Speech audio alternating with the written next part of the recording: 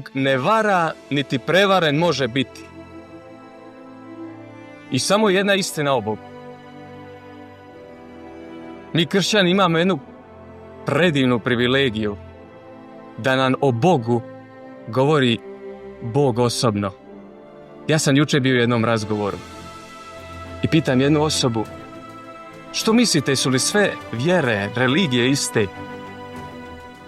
Je. Sve su vjere, religije iste, odgovor je glasio. Nije. Niti može biti, niti je tako. Sve vjere nisu iste. Jedna je vjera istinita. Zamislite ove riječi. Tko je vidio mene, vidio je Oca. Drugim riječima, koji je vidio mene, vidio je Boga. I ja i Otac smo jedno. Ja i Bog smo jedno.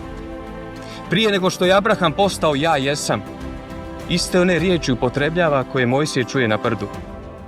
Ja jesam. Njegove riječi, riječ Isusa Krista, isključuju riječi svih drugih osnivača religija.